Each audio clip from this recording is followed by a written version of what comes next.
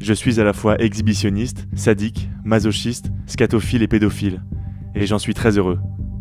Cette phrase est un extrait des carnets noirs de Joël Le Squarnec. Pendant plus de 30 ans, ce pédocriminel a répertorié dans des cahiers de l'horreur les centaines de viols et d'agressions sexuelles qu'il a commis sur des enfants, parfois très jeunes puisqu'on parle même de nourrissons. Sur ces centaines de pages, on va retrouver des listes vertigineuses de noms d'enfants, ainsi que leur âge, leur sexe, l'adresse, parfois même l'heure exacte de leur agression. Et pourtant, vous le verrez, il aurait pu être démasqué à plusieurs reprises. Le procès de ce criminel s'ouvre à Vannes. Joël Le Squarnec, 74 ans, sera jugé pour 111 viols et 189 agressions sexuelles aggravées. Face à lui, il y aura 299 victimes présumées. On va revenir sur l'affaire du plus gros pédocriminel qu'ait connu la justice française. 10 avril 2016, 16h. Je filme ma pièce de vie. Ma vie, toute ma vie de vieux pédophile résumée en une seule pièce. Je suis bien. Nous sommes dans la ville de Jonzac, une commune située dans le sud-ouest de la France. Joël Le Squarnec vit seul, dans un pavillon au volet fermé. Sa femme l'a quitté il y a plus de 10 ans, ses 3 fils ont déjà pris leur envol. Dans le voisinage, on trouve qu'il a parfois un comportement très étrange. Il a tendance à se balader dénudé dans son jardin, il sort très peu, discute rarement. Mais bon, c'est un chirurgien plutôt reconnu dans le coin, et ça suffit à rassurer le voisinage. Jusqu'à ce 2 mai 2017, quand des gendarmes viennent toquer à la porte de Joël Le Squarnec. Quelques semaines auparavant, sa voisine, une fillette de 6 ans, va se confier à ses parents. La petite de 5 ans, avec ses mots à elle, à ce moment-là, va arriver en pleurs dans la cuisine et va dire que le voisin lui a fait du mal. Donc évidemment, sa maman va essayer de comprendre qu'est-ce que le voisin a pu faire sur sa fille. Et on va comprendre que le voisin a touché les parties sexuelles de l'enfant. Mais ça ira beaucoup plus loin par la suite, puisque ce n'était pas que, je dirais, le fait de toucher les parties sexuelles. Elle a été violée par Joël Le Squarnec d'un point de vue digital. Viol qui sera confirmé par un examen gynécologique. Joël Le Squarnec est arrêté. Devant les policiers, le médecin assume pleinement sa pédophilie, il nie le viol, mais reconnaît des attouchements sur sa voisine. Il l'avoue, ce n'est pas la première fois qu'il agresse un enfant, il l'a déjà fait sur 2 de ses nièces, ainsi qu'une de ses jeunes patientes. Les enquêteurs vont perquisitionner son logement, ils ne le savent pas encore, mais ils vont découvrir un véritable musée de l'horreur.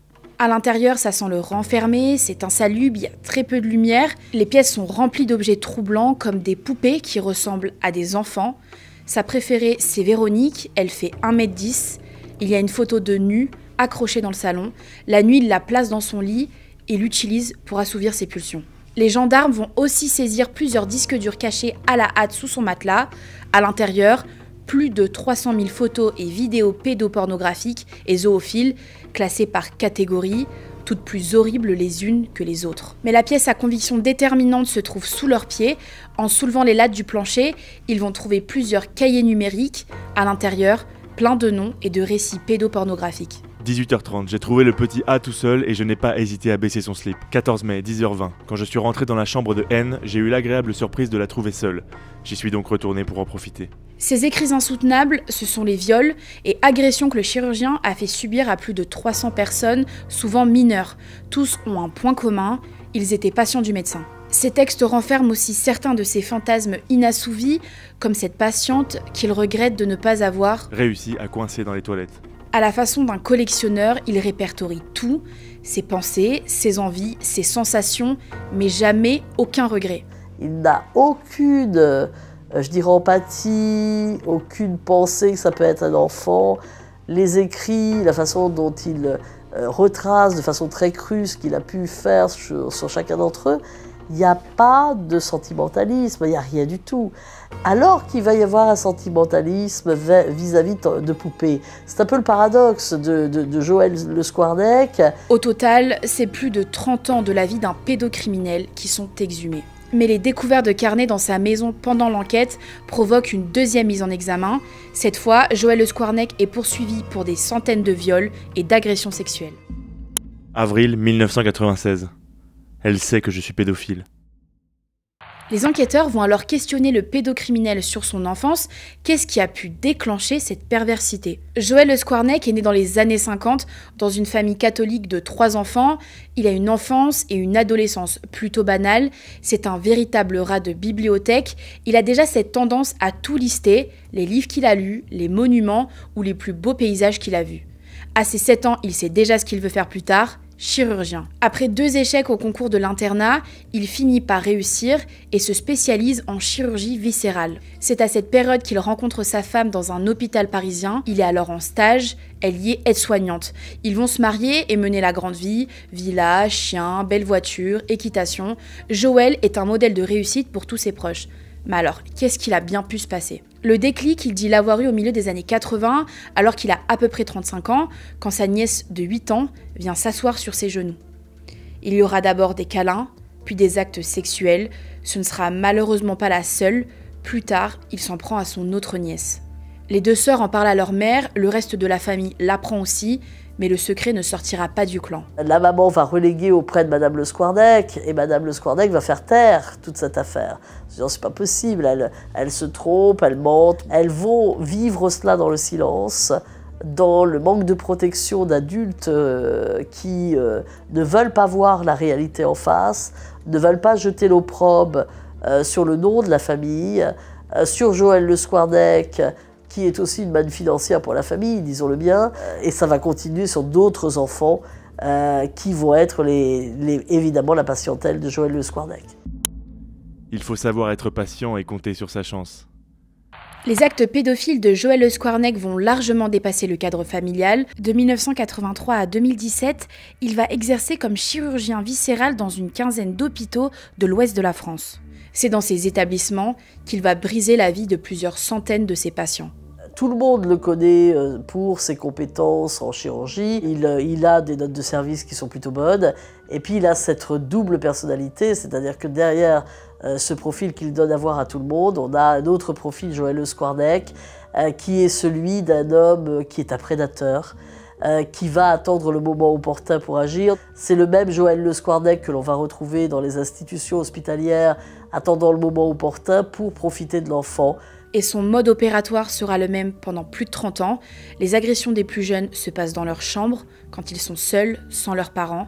Le chirurgien prétexte une auscultation durant laquelle il va abuser de son patient, trop jeune pour comprendre ce qu'il se passe. Quand on a 5 ans, qu'est-ce que vous voulez qu'on comprenne de ce qu'est une agression sexuelle?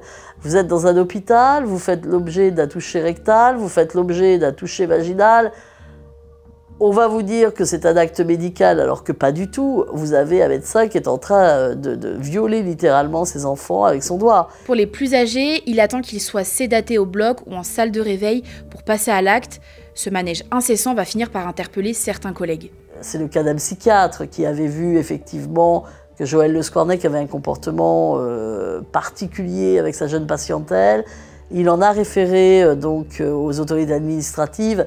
Et malgré cela, il n'y a pas eu d'enquête interne, c'est-à-dire qu'on n'a pas été vérifié si effectivement ce que disait ce docteur était exact ou pas.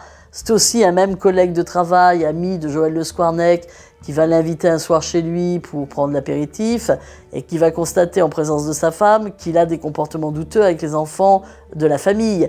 Et l'épouse du médecin dira « je ne veux plus jamais le voir chez moi ». Donc on a quand même des alertes qui existent sur le comportement de Joël Le Squarnec en présence d'enfants, mais tout le monde se tait. Pendant des années, le chirurgien va bénéficier d'une omerta. Pourtant, le vice de Joël Le Squarnec est connu jusqu'aux États-Unis. 9 décembre 2004. Ce qui devait arriver est arrivé. Je vais être fiché comme pédophile. Je suis donc contraint de cesser mes activités sur Internet. Quand pourrais-je reprendre ? Dans les années 2000, il est repéré par le FBI qui enquête sur un vaste réseau international de pédopornographie. Sa carte a servi plusieurs fois à payer des images d'enfants sur un site russe, information qui va être communiquée aux autorités françaises. Les gendarmes vont débarquer dans la maison familiale, le médecin est serein, il sait d'avance qu'ils ne trouveront rien. Poupée, disque dur, ordinateur, il a déjà tout caché dans son bureau de l'hôpital de Lorient.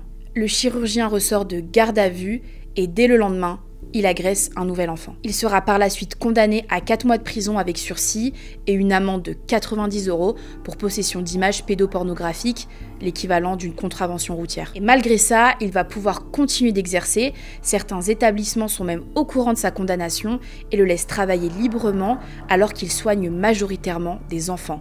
On a un ordre des médecins qui n'a pas été capable de réagir à l'époque. Vous êtes condamné pénalement, il est évident que vous passez en commission disciplinaire parce que vous vous occupez d'une jeune patientèle, on se pose des questions.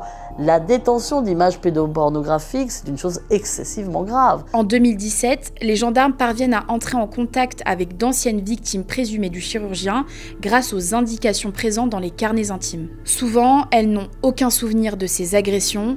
312 sont identifiées, 209 sont auditionnées et plus de 180 personnes vont déposer plainte. Ces chiffres sont glaçants et font de Joël Le Squarnec le pire pédophile connu de France. Aujourd'hui, je représente plus d'une dizaine de victimes dans le cadre du deuxième procès Le Squarnec à Vannes. Je défends 2 familles dont le petit-fils pour une et le fils aussi pour cette même famille est mort à l'âge de 27 ans. Je représente aussi d'autres familles dont l'enfant est décédé, s'est suicidé. Tous les 2 se sont suicidés parce qu'ils n'ont jamais pu supporter la révélation des faits qui leur a été donnée, livrée en gendarmerie. Et c'est une destruction qui va être lente, mais certaine.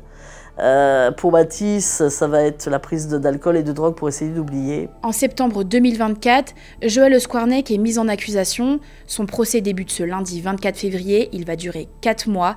Et à 74 ans, ce pédocriminel risque de finir ses jours derrière les barreaux. Si cette vidéo vous a plu, n'hésitez pas à vous abonner pour ne pas rater la prochaine.